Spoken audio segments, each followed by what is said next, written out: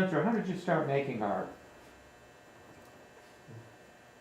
I started as a young kid drawing and doing pointillism. Mm-hmm. You know, did a lot of that when I was a teenager, and then in my 20s, I used to make what we called musical mobiles, and I would find these weird pieces of metal and sculpt them into these mobiles that wind would go into. And then in my late 20s, I was really taken with Harry Partch, which he invented all these instruments in the 50s and 60s and made a whole orchestra out of them. And so I made instruments. I had an enzymal chimosal. Enzymal chimosal. So an enzymal chimosal was a pipe organ, the pedals for pipe organ. I took the assembly and then I tuned all of these titanium pipes, and you play it like a xylophone, an enzymal chimosal. Then we had the sawzall, which the sawzall was a pipe organ, wooden pipe with various saw blades on it that would make noise. Cool. Well, can you describe the time when you first realized that creating was something you absolutely had to do? I was very beginning. And music, the same thing? Yeah, I started playing the piano when I was 6 or 7, Mm-hmm. and then my grandmother taught me how to play boogie woogie and blues, and I started experimenting and writing all my own music. It wasn't really writing, you know, it was putzing around when I was about 10 or 11. I've always been, I love creativity, I love the passion of it. Well, what is it that being creative means to you? It fills me up. Ah. It's that's what I feel fulfilled at all times in creativity, in the businesses, the consulting, working on a piano, composing, art, even writing a letter. To me, making food, it's all the edge of creativity.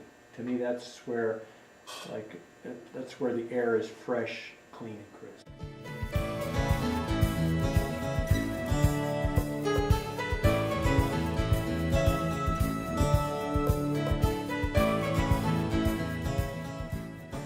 Is there an artwork here that you're most proud of? Here, Yeah, in the room here. of course, always the newest. The newest ones is always the one that I'm most proud of. Huh? Yeah. Okay, all right. What's the most important, your most important artist tool? I know for music it would be an instrument, but as an artist, what is My your hands. Your hands, very good. Because I've realized that my hands have memory, devoid of my body, devoid of my mind and my emotions. That's why when I worked on over 25,000 pianos. And that's why if I go into a piano, whether I'm thinking about it or not, my hands know what to do. When I go into, like this right here, I just took apart, you know, a soprano saxophone for a piece of art that I'm making and cut it all up. Well, my hands know exactly what to do and how to get inside here to do the work they need to do. So I feel very blessed that I was gifted these hands. What kind of creative patterns or routines or rituals do you have? Do you have anything like that going on? Where you get up in the morning and you do this, that, and the other? I always turn on music, and I always have 3 or 4 to 5 projects at the same time. And I just don't want to be bothered. I'm just in here listening to old albums and go for it. I understand perfectly. That's wonderful. How do you know when a work is finished? It tells me. It speaks to you. Yeah, it's just, when I get to a place I go to another place, and I always say, does this next thing to it take it to the next place? And if it doesn't, it's just me wanting to, oh, I can do that with it. No, it's time to back off. What's your favorite thing that you ever created? Is there something that's absolutely your favorite that you've ever done? That's a great question. It's hard to say because, as I said, every period of time has its own. There's no one. Okay. All right. I mean, my albums, some of my records, I was more proud of those than I could have ever. Like one song that was gifted me in a dream, and I just started playing it when I woke up. That was, of course, the best thing that ever happened to me. That's wonderful. And this, when we finished Tesla Man after 2.5 years, that was huge that we turned it on and it worked. Yeah. What are you trying to communicate with your art? Fun, folly, joy, silliness, Yeah. while being true. I'm really into I'm into industrial design objects that are from about 1860, 1870 to about 1930. To me, that was the zone, because then it's where the beginnings of the new technology, the industrial area, hit. They crossed with old world craftsmanship, with new world designs and patterns, with extremely high-end material. And so I get really inspired. You said what gets me going is that any piece of art that I do, there's nothing faux to it. The pieces on it are from that era. They are real. That was originally what it was there. And when I'm finished with it, I try to see it that, well, when it's done with it, you look at it and goes, well, it looks like it should have been that way to begin with. It's, a lot of steampunk art is making something look old, or make it look like it should have done something at that time by doing painting and all kinds of stuff to it. And there's nothing wrong with that. It's just, with me, I use the original stuff.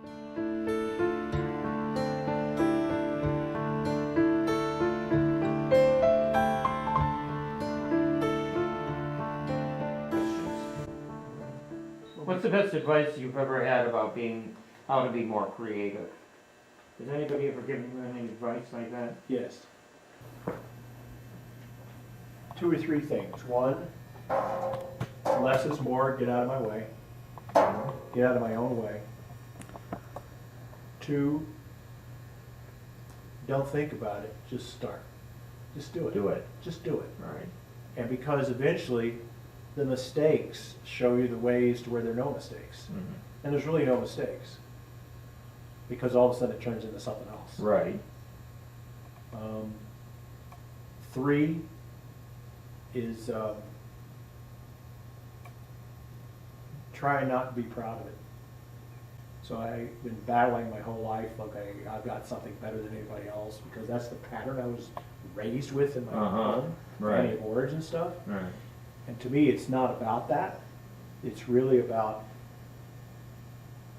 what is it, like these things right here. They're just pieces of metal that somebody created on a piece of paper and melted it and put it in an instrument, and somebody made music with it for decades. And now I just disassembled it. Lord knows where this has been and who's played it, what music's been played or not played. And now, if I take credit for anything, how can I with all these other people that come before me to get it into my hands? What was the first tune you learned? A standard left-hand boogie for my grandmother. Really? That's amazing. Dun dun dun dun dun dun dun dun dun dun dun. You know, very, very simple, but it was hard at the time. So your family was musical? No, just my grandmother. Just your grandmother, huh? Well, what about your grandmother? I mean, where was she with piano? She was very proud that she was a flapper in the 20s. And that she was quite the Southern belle. I do this whole song about her in my concerts. People love it because I talk about her in her, Spanza. Come here, Spanza. Sit next to me, honey. We're on this piano. Give me a little. Come on, baby. Give me a little sugar. And that was her with her 2-foot beehive and the haircut. And she used to play standards of the 20s through the 40s, and that was her time. So she taught me how to play some of those old blues, and she called them boogie woogie. That's how she pronounced it back then. Well, what famous musicians do you admire? Oh God, there's so many. I think Art Tatum. This week. I think Art Tatum was hard to fathom. Jimi Hendrix, all the musicians in the band in the '60s called Gentle Giant. Oh my God, incredible players. Oscar Peterson. As a piano player, Maurice Ravel was phenomenal. Yeah. I mean, I wish we had a recording of Liszt or Chopin. Yeah. Good Lord, that'd be phenomenal to listen to. Yo-Yo Ma. I love Long. People call him Lang Lang. Long. I mean, I can go on and on and on and on. Which and of on. these people have you learned from? I learned from Gentle Giant, listened to a lot of them. They're like a musician's band. I think they broke up in the 70s.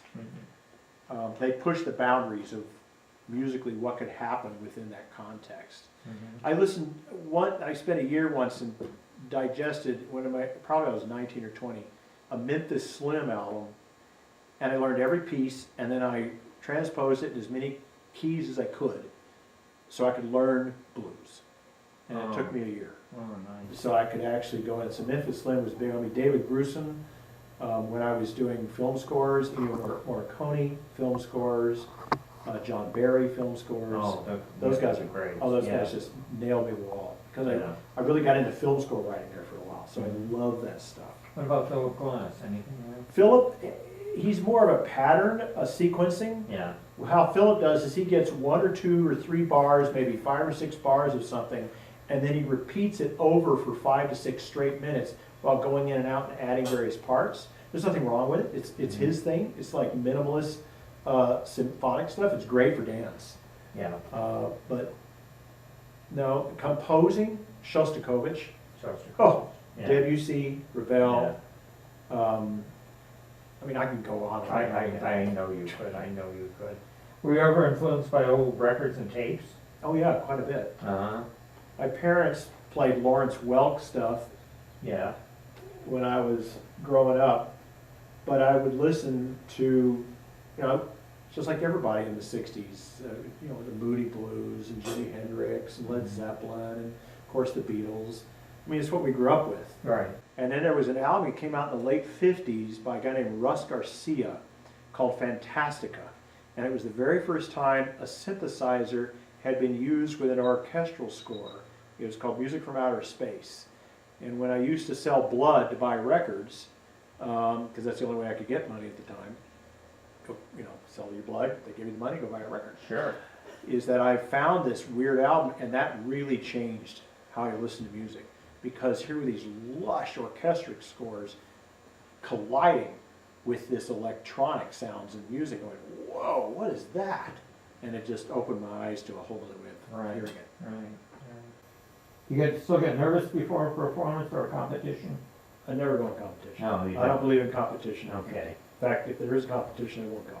I thought earlier this year there was a piano It's not a competition. Oh, it isn't. No, it's a professional pianist concert. I This see. year was the 27th year, and it celebrates the best of what's around here. I see. And so we all get on stage, people flying from all over the country to see this thing, and now they've gone in, I think it's a 2 dozen cities around the country, this model, because they've come and seen it.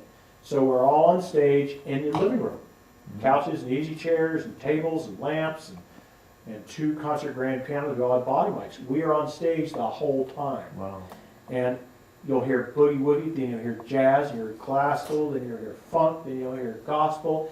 And we get up, play 2 songs. We don't know what each one's going to play. We don't know what in order we're in. Oh, interesting. And they were sitting here talking amongst each other in front of the audience, so there's no 4th or 5th wall. And people love it, and we love being up there. So there's 0 competition. We celebrate what each one brings to the piano. Do you get nervous before these? No. No? You've done it so often that you don't, huh?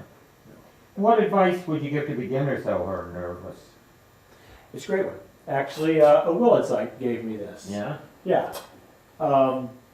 She once told me, she goes, I used to get really, really nervous on stage, going out, in fact, almost like puking. And I said, even though I'm on Broadway.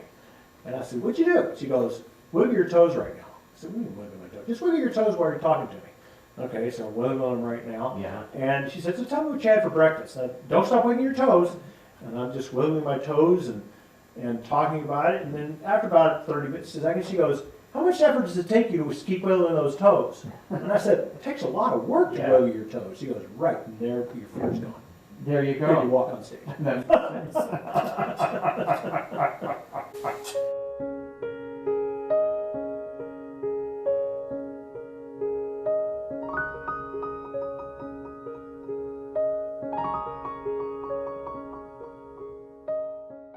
Do you teach music? I taught piano teachers, Ah, and what I taught them was how to not read music.